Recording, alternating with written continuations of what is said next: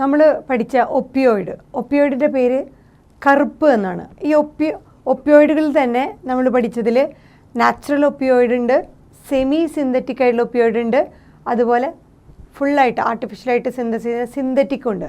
So natural ഒപ്പിയോയിഡാണ് നമ്മൾ പറഞ്ഞ കറുപ്പ് എന്ന്. ഇത് നമ്മുടെ മോർഫിൻ.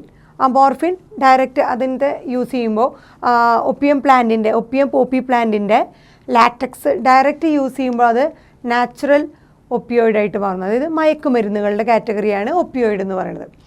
അതിൽ ഈ ഒപ്പിയോയിഡ് എന്നുള്ള ആ മോർഫിൻ യൂസ് ചെയ്യണത് പോപ്പി പ്ലാന്റിൻ്റെ ആ ലാറ്റക്സിൽ നിന്ന് എക്സ്ട്രാക്ട് ചെയ്യണത് മോർഫിൻ യൂസ് ചെയ്യണത് ശരിക്കും പെയിൻ കില്ലറായിട്ട്, സർജറി ട്രീറ്റ്മെൻറ്റുകളൊക്കെ കഴിഞ്ഞാൽ സെഡേറ്റീവായിട്ടും പെയിൻ കില്ലറായിട്ടാണ് സാധാരണ ഉപയോഗിക്കുന്നത്. ഇതിനെ പക്ഷേ ഈ പറഞ്ഞ എബ്യൂസ് ചെയ്യുമ്പോഴാണ് നമ്മൾ ഈ പറഞ്ഞ ഡ്രഗ് എബ്യൂസായിട്ട് മാറുന്നത്. ഈ പറഞ്ഞ കെമിക്കൽസുകൾ അല്ലെങ്കിൽ മരുന്നുകളെ തന്നെ ഡ്രഗ്സുകളെ എബ്യൂസ് ചെയ്യുമ്പോഴാണ് നമ്മൾ ഈ പറഞ്ഞ മയക്കുമരുന്നിൻ്റെ കാറ്റഗറിയിൽ തന്നെ. അല്ലെങ്കിൽ അതൊരു സർജറി കഴിഞ്ഞാൽ പെയിൻ റിലീവ് ചെയ്യാനും പെയിൻ കില്ലറായിട്ടും അതുപോലെ സെഡേറ്റീവായിട്ട് യൂസ് ചെയ്യുന്നതാണ് ഈ നാച്ചുറലായിട്ടുള്ള ഒപ്പിയം പോപ്പി പ്ലാന്റിൽ കിട്ടുന്ന ലാറ്റക്സ് ആയിട്ടുള്ള ആ മോർഫിൻ. ഇനി സെമി സിന്തറ്റിക്കാണ് നമ്മൾ പറഞ്ഞിരുന്ന ഹെറോയിൻ. ആ ഹെറോയിൻ എന്ന് പറയുന്നതിനെയാണ് നമ്മൾ വേറെ പേര് ബ്രൗൺ ഷുഗർ എന്ന് പറയുന്നത്. ഹെറോയിൻ എന്ന് പറയുന്നത് നമ്മൾ പറഞ്ഞു ഈ മോർഫിനെ തന്നെ അസറ്റൈലേഷൻ നടത്തുമ്പോഴാണ് നമ്മുടെ സെമി സിന്തറ്റിക് ആയിട്ടുള്ള ഹെറോയിൻ അല്ലെങ്കിൽ ബ്രൗൺ ഷുഗർ കിട്ടുന്നത്. ഇനി സിന്തറ്റിക് ഫോമിലുള്ള ഒപ്പിയോയിഡുകളാണ് പെത്തഡീൻ എന്നൊക്കെ പറയുന്നത്. പെത്തഡീൻ, മെത്തഡോൺ എന്നൊക്കെ പറയുന്നത് സെമി സിന്തറ്റിക് എന്ന് മാറി ഫുൾ സിന്തറ്റിക് ആയിട്ടുള്ളതാണ്. അത് ഇതുപോലെ ലോക്കലായിട്ട് അനസ്തെറ്റിക് ആക്ഷനൊക്കെ നമ്മൾ ഏതെങ്കിലും സർജറിയിൽ അനസ്തീഷ്യയ്ക്ക് ലോക്കൽ അനസ്തീഷ്യ ആയിട്ട് കൊടുക്കുന്നതാണ് പെത്തഡിൻ. പക്ഷേ ഇതിനെയൊക്കെ ഒരു പരിധി വിട്ട് നമ്മൾ അതിൻ്റെ ഈ പർപ്പസ് അല്ലാണ്ട്, ഈ മെഡിസിനൽ പർപ്പസ് അല്ലാണ്ട് നമ്മുടെ വേറെ പ്ലഷർ സീക്കിങ്ങിനും വേറെ കാര്യങ്ങൾക്ക് വേണ്ടി യൂസ് ചെയ്യുമ്പോഴാണ് അതിനെ ഡ്രഗ് എബ്യൂസ് എന്ന് പറയുന്നത്. ഇനി അടുത്ത കാറ്റഗറി എന്ന് പറയുന്നത് ഒപ്പിയോയിഡ് കഴിഞ്ഞ അടുത്ത കാറ്റഗറിയാണ് കനാബിനോയിഡ്സ്. നമ്മൾ പറഞ്ഞതിന് 3 കാറ്റഗറി ഉണ്ട്: opioid, cannabinoid and coca alkaloid. So opioid കഴിഞ്ഞുള്ള അടുത്ത കാറ്റഗറിയാണ് കനാബിനോയിഡ്സ്. കനാബിനോയിഡ്സ് എന്ന് പറയുന്നത് ഇതുപോലെ തന്നെ ഒരു ഗ്രൂപ്പ് ഓഫ് കെമിക്കൽസ്, ഡ്രഗ്സ് തന്നെ ഗ്രൂപ്പ് ഓഫ് കെമിക്കൽസ് ആണ് that interact with cannabinoid receptors in the brain. നമ്മുടെ തന്നെ ബ്രെയിനിലെ കനാബിനോയിഡ് ഇതിനെ റിസീവ് ചെയ്യുന്ന റിസപ്റ്റേഴ്സ് ഉണ്ട്. സോ ബ്രെയിനിലുള്ള കനാബിനോയിഡ് റിസപ്റ്റേഴ്സുമായിട്ടാണ് ഈ കനാബിനോയിഡ് ഉള്ള ആ ഗ്രൂപ്പിലുള്ള കെമിക്കൽസ് ഇൻട്രാക്ട് ചെയ്യുന്നത്. സോ കനാബിനോയിഡ്സ് എന്ന് പറഞ്ഞ കെമിക്കൽസ് തന്നെയാണ്. അവർ നമ്മുടെ ബ്രെയിനിലുള്ള കനാബിനോയിഡിനെ റിസീവ് ചെയ്യുന്ന റിസപ്റ്റേഴ്സുമായിട്ട് ഇൻട്രാക്ട് ചെയ്യണം. ആൻഡ് ഇതിൽ നാച്ചുറലായിട്ടുള്ള കനാബിനോയിഡ്സ്, നമ്മുടെ ഒപ്പിയം പോപ്പി പ്ലാന്റ് നാച്ചുറലായിട്ട് നമ്മുടെ മോർഫിൻ കിട്ടിയ പോലെ തന്നെ കനാബിനോയിഡിലും ഇതുപോലെ തന്നെ നമ്മൾ പറയുന്ന എല്ലാ ഈ ഡ്രഗ്സുകളും ഫ്ലവറിങ് പ്ലാന്റ്സുകളിൽ നിന്നാണ് കിട്ടുന്നത്. ചിലത് മാത്രം ഫംഗയിൽ നിന്നാണ് കിട്ടുന്നത്. സോ അതുപോലെ തന്നെ നമ്മുടെ കനാബിനോയിഡ് ആ കെമിക്കൽസ് കിട്ടുന്നത്, നാച്ചുറൽ കനാബിനോയിഡ്സ് കിട്ടുന്നത് എവിടെ നിന്നാണ്? Inflorescence of the plant cannabis sativa. So ഈ പ്ലാന്റ് കനാബിസ് സറ്റൈവ എന്ന് പറഞ്ഞ പ്ലാന്റിൻ്റെ ഇൻഫ്ലോറസൻസ് എന്നാൽ നമ്മുടെ അറേഞ്ച്മെൻറ്റ് ഓഫ് ഫ്ലവർ. സോ ഫ്ലവറിൽ നിന്നാണ്, അതിൻ്റെ ഫ്ലവർ റീജിയനിൽ നിന്നാണ് മെയിനായിട്ട് നാച്ചുറലായിട്ടുള്ള കനാബിനോയിഡ്സ് കിട്ടുന്നത്. സോ ഇത് ഈ നാച്ചുറൽ പ്ലാന്റ്, ഈ കനാബിസ് സറ്റൈവനെ ഹെംപ് പ്ലാന്റ് എന്ന് പറയും. Hemp plant, HEMP, hemp plant. So natural cannabinoids കിട്ടുന്നത് ഇൻഫ്ലോറസൻസ് ഓഫ് പ്ലാന്റ്. ഏത് പ്ലാന്റിൻ്റെ ഇൻഫ്ലോറസൻസ് ഫ്ലവറിൻ്റെ അറേഞ്ച്മെൻറ്റ്. സോ അതേത് പ്ലാന്റ്? കനാബിസ് സറ്റൈവ എന്ന് പറഞ്ഞ പ്ലാന്റിൻ്റെ ഇൻഫ്ലോറസൻസിൽ നിന്നാണ് നാച്ചുറലായിട്ടുള്ള കനാബിനോയിഡ്സ് കിട്ടുന്നത്, നമുക്ക് ലഭിക്കുന്നത്. ഇനി ഏതൊക്കെയാണ് ഇതിനെ യൂസ് ചെയ്യുന്നത്? ആ പ്ലാന്റിൻ്റെ ഏതൊക്കെ ഭാഗങ്ങളാണ് ഇങ്ങനെ കെമിക്കൽസ് എക്സ്ട്രാക്ട് ചെയ്യാൻ നമ്മൾ ഉപയോഗിക്കുന്നത്? ഒന്ന് ഫ്ലവർ ടോപ്പ്, അതുപോലെ leaves, resins. Flower top, leaves, resin. അതുപോലെ ഇതുപോലെ ഈ ചെടികളുടെ തന്നെ ലീവ്സ് ഡ്രൈ ചെയ്ത് ഉപയോഗിക്കും. കനാബിനോയിഡ്സിന് ഡ്രൈഡ് ലീവ്സ് ഉപയോഗിക്കും, ഫ്ലവർ ടോപ്സ് യൂസ് ചെയ്യും, റെസിനൊക്കെ യൂസ് ചെയ്യും. അപ്പോൾ ഡ്രൈഡ് ലീവ്സും ഫ്ലവറും റെസിനൊക്കെ യൂസ് ചെയ്യുന്നത് അത് നാച്ചുറൽ ആയിട്ടുള്ള കനാബിനോയിഡ്സ് ആയിരിക്കും. ടോപ്സ്, ഫ്ലവറിൻ്റെ ടോപ്പ്, ലീവ്സ്, റെസിൻ, അതൊക്കെ അതുപോലെ തന്നെ ലീവ്സ് ഉണക്കി ഉപയോഗിക്കണം, ഡ്രൈ ലീവ്സ് ആണ്. ഇതൊക്കെ നാച്ചുറൽ ആയിട്ടുള്ള കനാബിനോയിഡുകളാണ്. ഈ പറഞ്ഞ ഫ്ലവർ ടോപ്സും ലീവ്സും റെസിനൊക്കെ ഡിഫറെൻറ്റ് കോമ്പിനേഷനിൽ പലതരത്തിൽ മിക്സ് ചെയ്ത് ഈ ഫ്ലവർ ടോപ്പ് ഭാഗങ്ങളും അതിൻ്റെ ഫ്ലവറിൻ്റെ ടോപ്പ് ഭാഗങ്ങളും അതുപോലെ അതിൻ്റെ ലീവ്സും റെസിനൊക്കെ പലതരത്തിൽ പ്രിപ്പയർ ചെയ്ത് പലതരത്തിലുള്ള കോമ്പിനേഷനിൽ വേരിയസ് കോമ്പിനേഷനിൽ ഉപയോഗിച്ചിട്ട് പലതരത്തിലുള്ള കന്നാബിനോയിഡ് ആയിട്ടുള്ള ഡ്രഗ്സുകൾ കിട്ടുന്നു. ഏതൊക്കെയാണ് നോക്കിയത്? Marijuana, hashish, charas and ganja. ഇതൊക്കെയാണ് ഫ്ലവർ ടോപ്പ്, ലീവ്സ്, റെസിനൊക്കെ ഡിഫറെൻറ്റ് കോമ്പിനേഷനിൽ യൂസ് ചെയ്തിട്ട് കിട്ടുന്ന ഡിഫറെൻറ്റ് ടൈപ്പായിട്ടുള്ള കന്നാബിനോയിഡ് ആയിട്ടുള്ള ഡ്രഗ്സുകൾ. ഏതൊക്കെയാണ്? Marijuana, hashish, charas and ganja. അതിൽ ഈ ഗാഞ്ച എന്ന് പറയുന്നത് കഞ്ചാവ്, നമ്മൾ ഒരുപാട് കേട്ടുള്ളതാണ്. ഇതാണ് ഗാഞ്ച എന്ന് പറയുന്നതാണ് കഞ്ചാവ്. കഞ്ചാവ് എങ്ങനെയാണെന്ന് വെച്ചാൽ ഈ പറഞ്ഞ കന്നാബിസ് സറ്റൈവ എന്ന് പറഞ്ഞ പ്ലാന്റിൻ്റെ ഫ്ലവറിൻ്റെ ടോപ്പ് ഡ്രൈ ചെയ്യണം. ഫ്ലവർ ടോപ്സ് തന്നെ ഡ്രൈ ചെയ്ത്, അതും ഫീമെയിൽ പ്ലാന്റിൻ്റെ ഫെർട്ടിലൈസ് ചെയ്യാത്ത ഫ്ലവറിൻ്റെ ടോപ്പ്. സോ ഫീമെയിൽ പ്ലാന്റിൻ്റെ അൺഫെർട്ടിലൈസ്ഡ് ആയിട്ടുള്ള ഫ്ലവർ ടോപ്സ് ഡ്രൈ ചെയ്തിട്ടാണ് ഈ പറഞ്ഞ ഗാഞ്ച അഥവാ കഞ്ചാവ് പ്രിപ്പയർ ചെയ്യുന്നത്. അതേസമയം ചാറാസ് എന്ന് പറയുന്നത് ചരസ് എന്നൊക്കെ പറയും. ഇത് മെച്ചുവേർഡ് ആയിട്ടുള്ള ഈ കന്നാബിസ് സറ്റൈവ പ്ലാന്റിൻ്റെ മെച്ചുവേർഡ് ആയിട്ടുള്ള ലീവ്സിൽ നിന്നാണ് ഈ ചാറാസ് അഥവാ ചരസ് കിട്ടുന്നത്. ഭയങ്കര പൊട്ടൻ്റ് ആയിട്ടുള്ള സ്റ്റിമുലേറ്റിംഗ് ആക്ടിവിറ്റി ഉള്ളതാണ് ഈ ചാറാസ്. പിന്നെയുള്ളത് ഹാഷിഷ്. ഇതിൽ കുറേ പേരുകളൊക്കെ നമ്മൾ കേട്ടിട്ടുള്ളതാണ്. ഹാഷിഷ് എന്ന് പറയുന്നത് ഇതുപോലെ കന്നാബിസ് സറ്റൈവയുടെ ലീവ്സിൽ നിന്നാണ് ഉപയോഗിക്കുന്നത്. ആ ലീവ്സിൽ നിന്നാണ് ഹാഷിഷ് എന്ന് പറയുന്നത് പ്രിപ്പയർ ചെയ്യുന്നത്. ചിലപ്പോൾ ഇത് ലിക്വിഡ് ഫോമിലാണ് കിട്ടുന്നത് വെച്ചാൽ ഇത് ഹാഷിഷ് ഓയിൽ എന്ന് പറയും. പിന്നത്തേതാണ് മരിജുവാന. സോ മരിജുവാന എന്ന് പറഞ്ഞാൽ ഇതുപോലെ തന്നെ ഫ്ലവറിൻ്റെ ടോപ്പ് ഡ്രൈ ചെയ്തിട്ട്, ഫീമെയിൽ പ്ലാന്റിൻ്റെ ഫ്ലവർ ടോപ്പ് ഡ്രൈ ചെയ്ത് കിട്ടുന്നതാണ് മരിജുവാന. അതേസമയം ഗാഞ്ച എന്ന് പറഞ്ഞാൽ അൺഫെർട്ടിലൈസ്ഡ് ആയിട്ടുള്ള ഫ്ലവർ ടോപ്പ് ഡ്രൈ ചെയ്തതാണ് ഗാഞ്ച. ഇത് ഫ്ലവർ ടോപ്പ് ഡ്രൈ ചെയ്ത് കിട്ടുന്നതാണ് മരിജുവാന. സോ ഈ പറഞ്ഞ flower top, leaves, resin different കോമ്പിനേഷനിൽ യൂസ് ചെയ്യുമ്പോൾ ഈ പറഞ്ഞ മരിജുവാന, ഹാഷിഷ്, ചാറാസ്, ഗാഞ്ച എന്നീ ടൈപ്പുള്ള കാന്നാബിനോയിഡ് ആയിട്ടുള്ള ഡ്രഗ്സുകൾ കിട്ടുന്നു. ഇതൊക്കെ ഈ പറഞ്ഞ കാന്നാബിനോയിഡ് ആയിട്ടുള്ള കെമിക്കൽസ് അല്ലെങ്കിൽ ഡ്രഗ്സ് ഒരുപാട് മിസ്യൂസ് ചെയ്യുന്ന ടൈപ്പ് കെമിക്കൽസാണ് അല്ലെങ്കിൽ ഡ്രഗ്സുകളാണ്.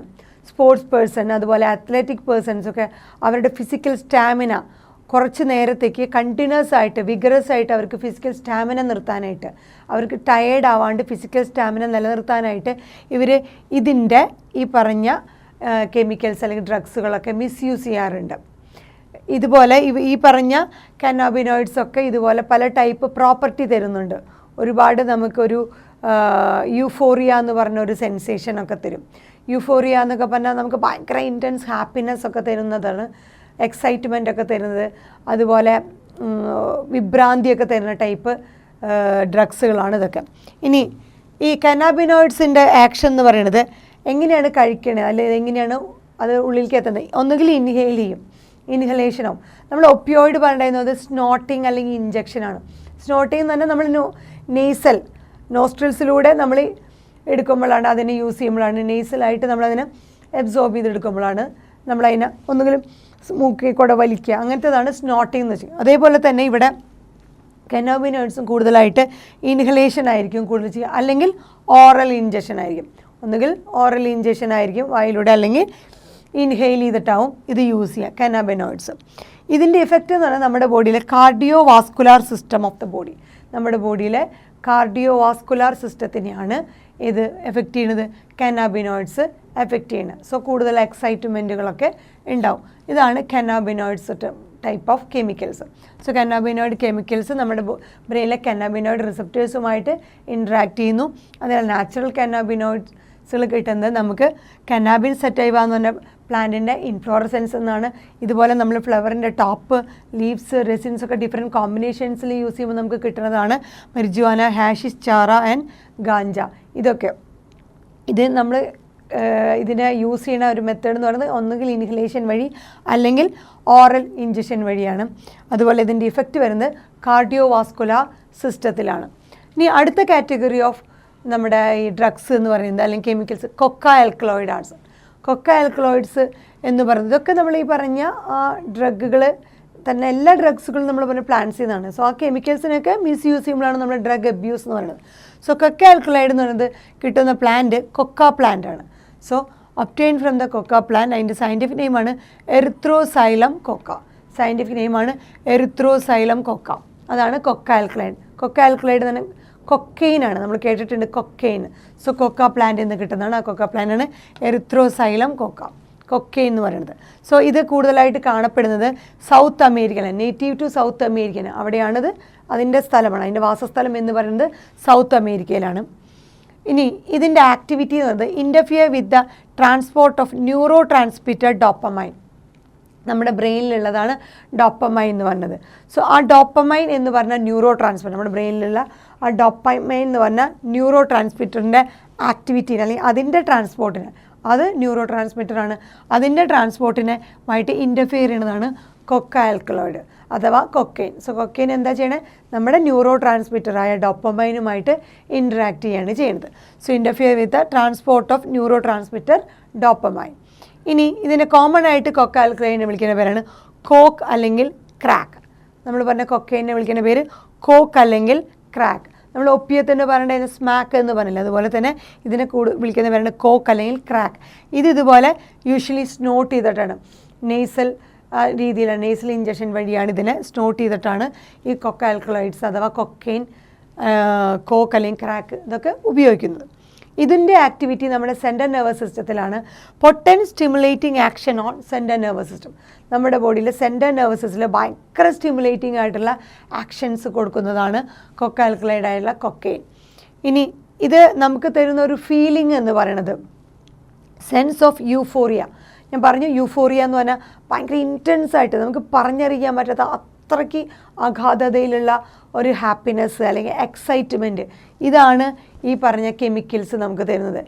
ഇൻറ്റൻസ് ആയിട്ടുള്ള ഹാപ്പിനെസ് അല്ലെങ്കിൽ നമുക്ക് പറഞ്ഞറിയിക്കാൻ പറ്റാത്ത ഒരു വല്ലാത്ത തരത്തിലുള്ളൊരു ഓവർ എക്സൈറ്റ്മെൻറ്റ് അല്ലെങ്കിൽ വല്ലാത്ത ഓവർ ഹാപ്പിനെസ് ഒക്കെയാണ് ഇത് തരുന്നത്. സോ സെൻസ് ഓഫ് യൂഫോറിയ എന്ന് പറഞ്ഞാൽ അങ്ങനത്തെ ഒരു റിയാക്ഷൻ നമ്മുടെ ബോഡിയിൽ വരുന്ന ഇൻറ്റൻസ് ഹാപ്പിനെസ് തന്നെ അതുപോലത്തെ ഒരു എക്സൈറ്റ്മെൻ്റ് ആണ് തരുന്നത്.